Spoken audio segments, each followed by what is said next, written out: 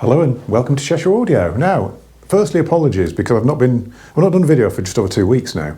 But I sort of made the decision not to because I'm trying to catch up with the website and I needed to focus on it really. So I just thought, if got in the back of my mind, what video am I doing? It was affecting my focus, which is very easy nowadays. I need to sort of clear the decks when I'm doing stuff like that. So yeah, the website is actually, because of that, the website is actually coming on quite quickly. So it's quite close. I'll show you actually. It's on my laptop downstairs. I'll just show you roughly where we're up to at the moment. Hopefully going to launch that in the next week or so, I think. Really, it's about 90% of products are on it. Probably not enough really for it to be launched, and I'll just add as I go then after that. Many thanks to Allied, who has putting loads of work helping me with it. I mean, I can add product as long as you want and create stuff, but there were certain aspects of the templates and whatever that weren't quite suitable for this kind of shop really, and he's tweaked HTML and does stuff like that for me, which has been brilliant, and it's worked really, really well now. Does all the things I need it to do. So yeah, Alex, so many thanks for helping. Couldn't have done it without you. Seriously, I couldn't have done it without you. So thanks for that. So yeah, that's been doing that. In the meantime, because I've not been, videoing whatever, I've got a bit of a backlog of things to talk about. So this is just going to be a bit of a general news video as to what's happened, but there will be quite a few individual reviews coming because there's some quite interesting stuff coming, to be honest. A couple of new products in the shop, some news about things coming back, which are really exciting, actually one of them particularly. And I'm having a little go at manufacturing, which I'll talk about as well, which some people will hate so much, but that's probably why I'm doing it. So firstly, let's talk about things that are coming back. Firstly, now this is the exciting one. Now they're both exciting, to be honest, but this is the exciting one really. Kiseki cartridges. Now, Kaseki cartridges, I love Kaseki, and right back to the 80s, Kiseki Blue, that sort of thing, and the more recent the blue and the purple heart and the A-gate. Amongst the very best cartridges I've heard, to be fair. Or if things were better, they would be much more expensive than them. The purple heart was my go-to sort of upper end cartridge, really. Just such a natural and open and, I don't know, just an entertaining cartridge, really. And I think what happened, basically they had production problems. There was a specific part within the structure that started to fail, and it was something that they'd used for years, and it was made for them by somebody else, and the quality must have just dropped off, and it wasn't performing correctly. In fact, it was making the cartridges go faulty. And I think I was the first person, because I sold a Kaseki A-gate, which was their top range cartridge, a £5,500 cartridge. And first one, apart from a prototype that had been floating around, I had the first production one in the UK for retail, and installed it in a customer's turntable, and it was faulty, and it was hissing. It was like the music played, and it sounded amazing, but there was a noise in the background all the time that you couldn't get rid of it. I mean, it wasn't just when it was playing; it was lift off and it was still there. So it was a really odd fault, and it was all to do with this one component. And what they were finding was a big percentage of the cartridges were working for a bit, and then all of a sudden they get this failure. So, as you would, they basically basically production, and it was like, well, we'll stop in production until we can find somebody to manufacture this part to our standard. And this is years have gone by, 3 years probably, and there is talk now. Don't get too excited because they're not actually available in the UK yet, but things are happening. And typically the guy, I can't remember his name, the guy who's the designer, the designer and manufacturer of these.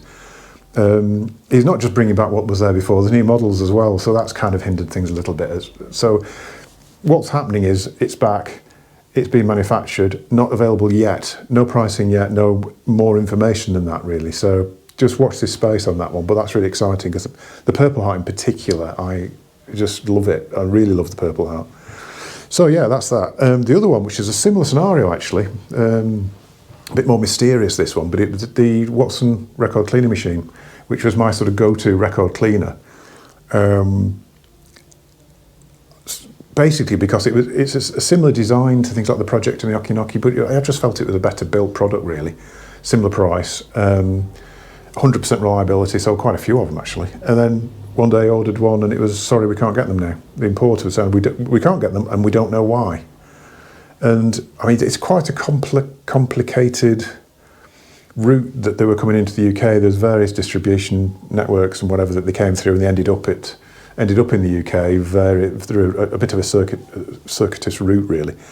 So nobody was really talking to the manufacturer. It was all distributors talking to distributors, really.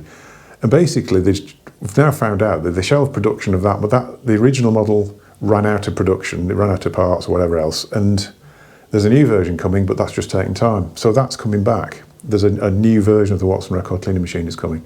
Not quite sure why, or when, or what, or whatever, but that's coming. So yeah, similar things to the Kaseki, just watch this space really. But basically it's gone back into production now, and it will filter through as and when. Yeah, other than that, 2 new things in the shop. One we've seen before, one was a complete surprise. Manufacturer just posted it to me and said, have a look at this, tell me what you think. And yeah, okay, there'll be a review coming of that as well. So behind me here, let's just turn the camera around if I can. We've got, and you'll have seen these before. Firstly, we're not talking about this yet. AE1s, Acoustic Energy AE1s. Now these are absolutely gorgeous. I heard these at Cranny's show. Completely bowled over by them. I thought they were great. I mean, the originals were great, but they were always a bit tricky to drive. But if you got them right, they were fantastic. Now these, I think, they're a little bit, they look very similar. They're not quite the same drivers. They're sort of similar drivers, similar spec. It's as close as they could get it to the original design, I think, really. Great value. These are 1,500. I thought they were going to be substantially more expensive than that. Actually, when I saw them and heard them, I thought, wow, but these are going to be pricey. No, not really, no. They're sort of price of menuets, almost, you know, they're not crazily expensive. I'll do a full review of these because I want to have more of a play, because I've only heard them, like I say, at the show. See how they are for matching to things, because if they're like the originals you have to spend to make them work, I don't think these will, looking at them. I don't know why. I think they were running them with exposure at the show, and they sounded great. It was just I think it was an exposure 20. I think it was an early, like a mid-80s exposure, which, because these were originally like a mid-80s, these are the 40th anniversary. They're sort of a mid-80s design, so they created an 80s system. I think it was an 80s Jara deck with the exposure 10 or 20 with these. It was really good, actually. One of the best sounds at the show. Hence, here they are. I bought a pair. And here we've got a new product from Rothwell. This is quite exciting as well, actually, to be fair. It's a new product. It's not replacing anything. It's coming in above. It's a new step-up transformer, which is above the MCL, MCX and the headspace. I thought it was going to be a lot more expensive than this. He said, I've got something really interesting, I'll send it to you. And this turned up, and my first thought was, this is going to be £1,500 or so. It's going to be up there. It's the casework, it's a bigger case than usually this sort of size. When he was talking about the quality of the componentry in there, it's got real top spec transformers in it. £800, I think, if I remember rightly. If not, I'll put the price on down here somewhere. I'm pretty sure it's £800. So, I mean, if you've not seen previous videos about this, this is kind of the best way to do moving coil. A step-up transformer works in conjunction with a moving magnet input. So if you've got moving coil low output, you plug it into the transformer. This is a passive device. You plug it into this and it brings the level up to moving magnet level, so then you can plug it into your moving magnet input. The reason for doing it that way is to do with noise. It's a much quieter way of doing it, and you'll find things like noise flow and background noise are much, much lower if you do it this way. I mean, if you spend enough on it, you can, your full fat moving coil stage can be better again, but you're into big money by the time you're better in this sort of thing. So the benefits, as I see it, is a lot of people start out with magnet, then upgrade to coil, and that means they've got to buy a phono stage to go into another input on their amplifier. With this, you can use your onboard magnet stage to just bring it up to coil. Or you can use it, if you've got a decent quality magnet, then you'd connect this to it and it makes it into coil, and it's just a really good way of doing it. So that's quite an exciting product, and it's Andrew doesn't do things Unless he's really made something special, he doesn't bring new products out. So this is going to be, not even plugged it in yet, not a chance. That's going to be really interesting.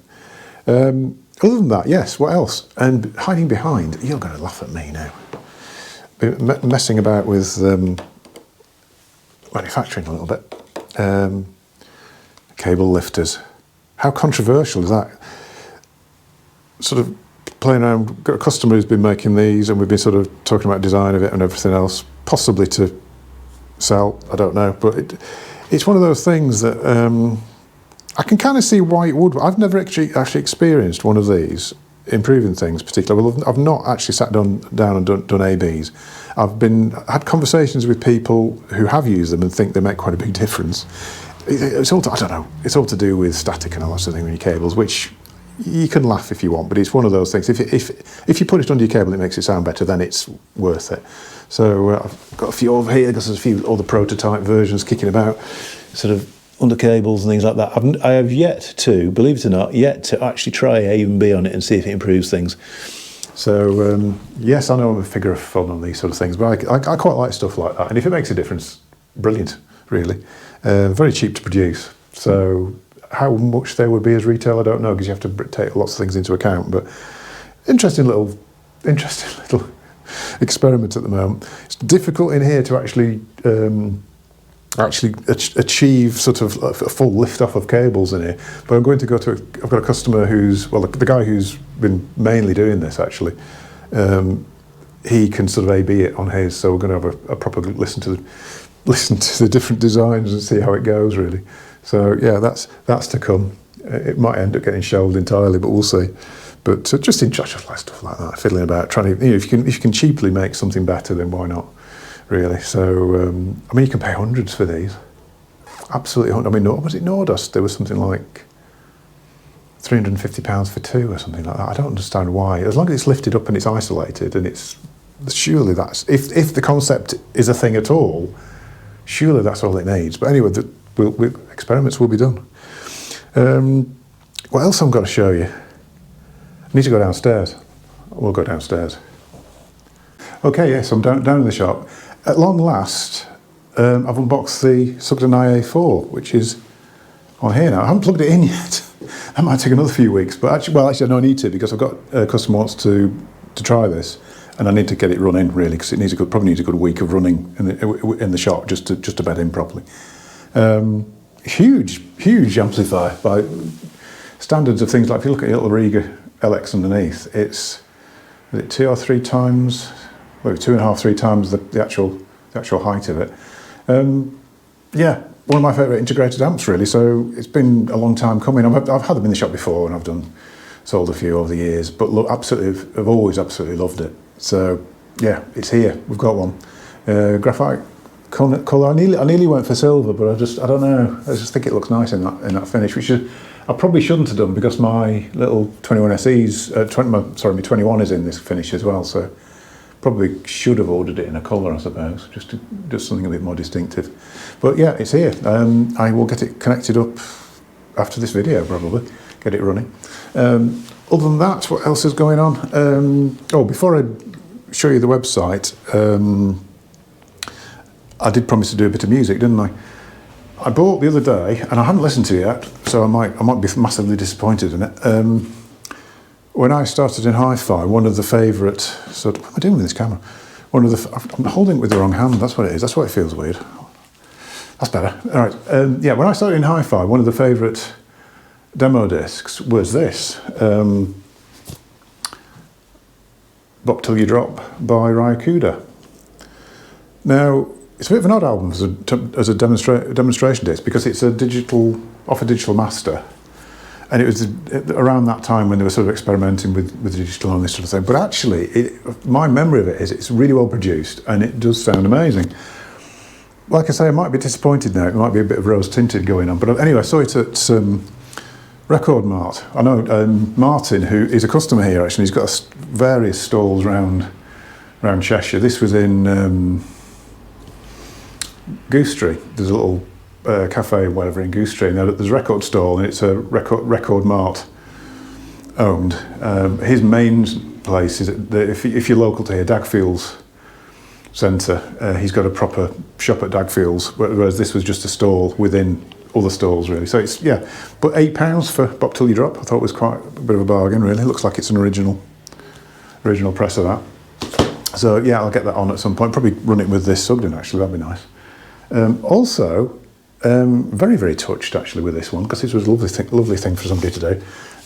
I randomly got a parcel through the post the other day, and in it is a copy of Steve Miller, I Want to Make the World Turn Round, which is a new one on me, actually. I love Steve Miller, and I've got a few of his albums. I've got Italian X-Rays. I mean, mine's gone completely now. I can't remember what the other one. I've got about 2 or 3 of his. This is a new one on me, but his little note with it was saying, this is my go-to album to test systems. I've got one for you. And that's what a lovely thing to do. That's really, really, really appreciate that. So thank you so much for that. And this will be going home with me. It's not staying in the shop, it's going home with me, that one. So yeah, thanks for that. Like I say, I really like Steve Miller, so yeah, can't really go wrong, can you? Yeah, let's have a look at the website. I'll just switch off for a second. I'll go and set the website up so you can just have a bit of a rough look around it. Okay, so just a bit of a run through the new website. This is just what I can see at my end. It's not actually up on the server yet, so but that will come. Bit of tweaking needs doing. This picture I'm not happy with, to be honest, but I just needed to stick a picture in for the first page, so that's what went on. We've got all the sort of categories up the top that you can choose from. There's a few bits down here, so there's I've tried things that sort of slightly off the wall things. Got the Riga spares and furniture, and got to have a recommended system page, tweak stuff like fuses and whatever else, second-hand stuff, and headphones, which I don't do much of, so I've put that down here. Really, it's a bit mishmashy so far, but it'll sort itself out as I move things. But if you click on the Riga spares, it brings up a list of all the spares and that sort of thing, which is quite nice. So, and on the top of here we've got, going to speakers, you can look at Dali, it brings them all up that way. So it works quite nicely. I think I'm quite pleased with it so far. It's got colour change and that sort of, if you choose the colour, it'll change the colour of it, or it would do. Yeah, it does. So we've got all that working. So that's, yeah, I think it feels a lot more sort of modern than the old site did, to be honest, because it was a bit of a clunky old thing, which was basically come from the 90s and been developed to try and make it work with stuff nowadays, and it was struggling a little bit. So it's quite, in some ways, it's quite good. It went really. This should be quite a bit better. I should be able to integrate it better with other things, because I had to ditch PayPal at one point on the old site because it wasn't compatible anymore. PayPal changed and it wouldn't work with it. So I should be able to reinstate PayPal and that sort of thing. Should also be able to do like gift codes and discount codes and that sort of thing, which I might just announce through YouTube, so it wouldn't be something that would be generally available. But if you're, watching a YouTube video, I might just give you a discount code occasionally, and you can use it on the site. So there's some quite interesting stuff with it, really. So yeah, quite pleased with it. It's, I like the way it works. So yeah, it's good. And also the one thing I couldn't get around myself was if you want to buy something like with a Riga IO, yes, you can buy one of those, but the Brio I'm not actually allowed to mail order. So if you go to Riga Brio, it tells you all about the Brio, but if there's no actual buy button on it, there's just messages, which is quite good. And there's me on a video. Complete idiot, don't watch that. So yeah, so that I think it's quite nice the way it works. And also, actually, talking about videos, there will be a specific videos page there, so Riga reviews and fault finding, that sort of thing. So it's easy to find because it was all hidden within the old site, whereas this should be a little bit easier to get hold of. So yeah, overall, quite pleased with it, really. So I think that's it for now. Like I said, I'm probably going to do, as soon as that's up and launched, I'll start doing some review stuff and get particularly those little A1s, which are lovely. Get those reviewed and get a few bits and bobs through on the channel again. Try and catch up a little bit. So yeah, that's it for now, I think. Any questions? Email me or give me a call, whatever. Keep an eye out for the website. I think when I launch that, I'll do a specific video for it, then so everybody knows it's on.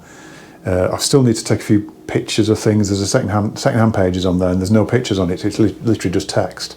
So I want to photograph. I need to photograph quite a few things. I need to photograph some of the Riga Spares kits and things like that, which I've slightly changed from what they were. So there's bits fiddling with, but the main structure of it is done really. And again, thanks to Alad for that, because otherwise it wouldn't have happened, I don't think. Not in this form anyway. Okay, yeah, thanks for watching. I will see you in a future video. Don't forget to like and subscribe, and don't forget you can buy me a coffee if you want to buy me a coffee, because that's nice. Much appreciated if you do anyway. Thanks very much. See you soon.